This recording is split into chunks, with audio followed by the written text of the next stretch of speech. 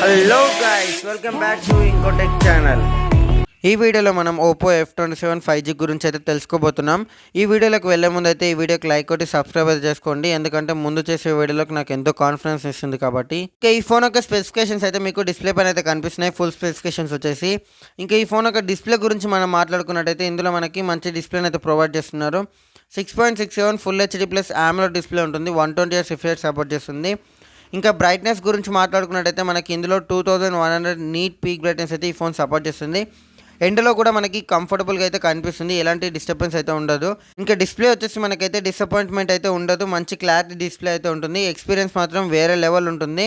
ఇంకా నెక్స్ట్ ఈ ఫోన్ ఒక కెమెరా డిపార్ట్మెంట్ గురించి మాట్లాడుకున్నట్టయితే ఇందులో మనకి 50 MP మెయిన్ కెమెరాతో పాటు 2 MP పోర్ట్రేట్ కెమెరాని అయితే ప్రొవైడ్ చేస్తున్నారు.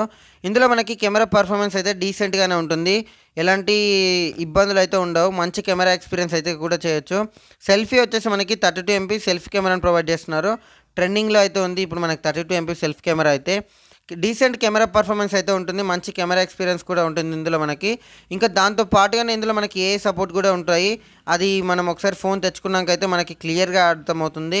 ఇంకా ఇప్పుడైతే ఈ ఫోన్ ఒక ర్యామ్ అండ్ రోమ్ గురించి మాట్లాడుకున్నట్టయితే ఇందులో మనకి బేసిక్ వేరియంటే వచ్చేసి మనకి 8GB అండ్ 128 అయితే స్టార్ట్ అవుతుంది. ఇంకా హై ఎండ్ వచ్చేసి 8GB 256. ఇంకా ఇందులో మనకి LPDDR4Xతో పాటు UFS 2.2తో అయితే ఈ ఫోన్ లాంచ్ అవుతుంది.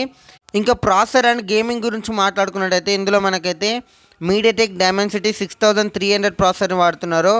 జనరల్ గేమింగ్ కన్నా కొంచెం హెవీగా ఆడుకోవచ్చు, పర్లేదు. ఇందులో మనకి మంచి గేమింగ్ అయితే ఎక్స్పీరియన్స్ చేయొచ్చు ఈ ఫోన్లో మనం.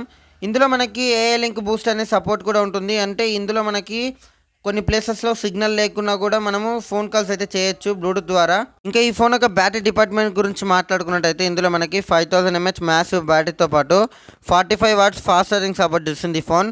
అడాప్టర్ కూడా మనకి బాక్స్లోనే ప్రొవైడ్ చేస్తున్నారు ఓపో నుంచి అయితే. ఇంకా ఫైనల్గా ఈ ఫోన్ యొక్క IP రేటింగ్ గురించి మాట్లాడుకున్నట్టయితే ఇందులో మనకి IP64 రేటింగ్తో వస్తుంది, డ్రాగన్ టెల్ ప్రొటెక్షన్తో వస్తుంది, స్టార్ 2 ప్రొటెక్షన్ ఉంటుంది డిస్ప్లేకి మనకి. దాంతో పాటుగానే ఇందులో మనకి డ్యూయల్ స్పీకర్ సపోర్ట్ చేస్తుంది, మంచి ఎక్స్పీరియన్స్ అయితే చేయొచ్చు ఆడియోలో. ఇంకా ఈ ఫోన్ యొక్క ప్రైసింగ్ గురించి మాట్లాడుకున్నట్టయితే ఇది మనకి అరౌండ్ ఒక 25K లోపు అయితే లాంచ్ అయ్యే ఛాన్సెస్ ఎక్కువగా ఉన్నాయి. ఇంకా ఈ ఫోన్ యొక్క ప్రైస్ ఎంత ఉంటే బెస్టో మీరైతే ఒకసారి కామెంట్ అయితే చేయండి. ఈ వీడియోని ఎండ్ వరకు చూసేందుకైతే thanks. Have a nice day.